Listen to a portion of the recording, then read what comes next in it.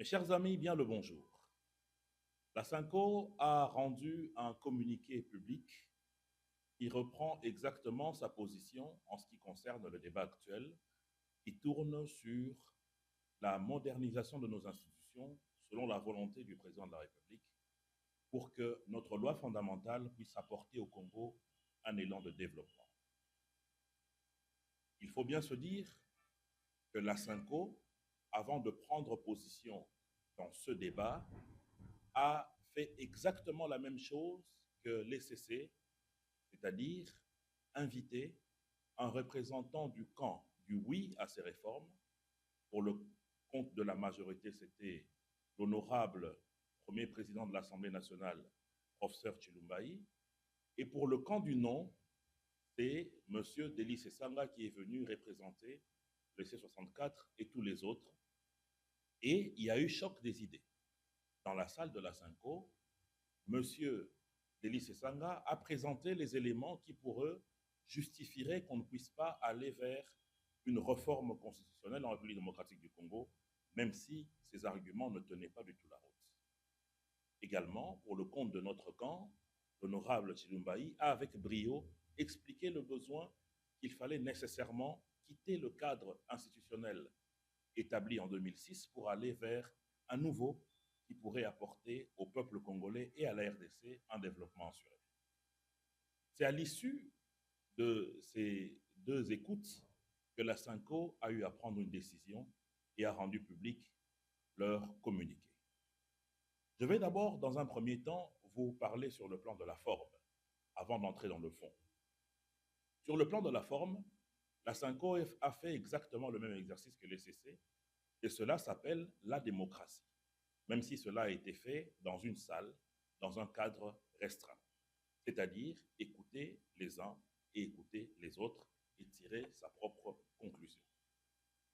Comment alors, on se pose la question, on peut accepter que la Synco et l'ECC puissent avoir la liberté d'écouter le camp du oui, d'écouter le camp du non, et de pouvoir donner son opinion, mais refuser au peuple, souverain primaire, de faire exactement le même exercice, c'est-à-dire écouter le camp du oui, écouter le camp du non, et se prononcer.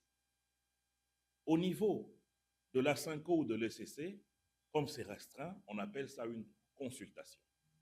Mais ce même exercice, pris sur l'échelle nationale, s'appelle référendum. Donc, si la Synco et l'ECC ont le droit de consulter les deux camps pour qu'ils aient leur propre opinion sur la question, ils ne peuvent pas, au même moment, interdire au peuple de passer au même exercice.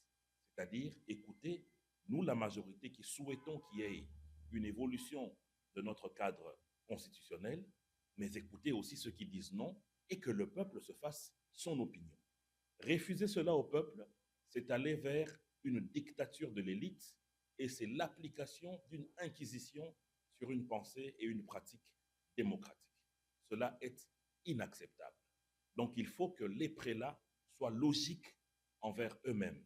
L'exercice qu'ils ont eu à faire est démocratique, et bien qu'ils laissent aussi le peuple pratiquer le même exercice. Venons-en maintenant sur le plan du fond. Le texte a plus été un relais du discours porté par le Rwanda, l'AFCM 23 et souvent le Congo. C'est-à-dire, dans ce discours, on tire à boulet rouge sur le gouvernement en omettant l'héritage qu'a été le pouvoir de Félix Tshisekedi avec plusieurs années de déstabilisation de la partie Est, on parle de 30 ans, avec une situation économique chaotique, et on met de côté les efforts qui sont consentis pendant cette période, malgré la guerre qui nous est imposée. Le président de la République a mis en branle la gratuité de l'enseignement.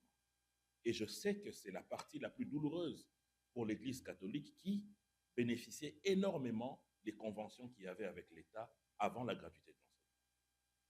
Le chef de l'État a mis en branle la construction et la modernisation de nos universités, la construction de nouvelles écoles, la construction des routes et des ponts, le réveil de notre compagnie aérienne, bien d'autres choses encore. Mais cela ne touche pas le bilan de la Synco qui ne voit que le noir là où il y a plutôt du blanc.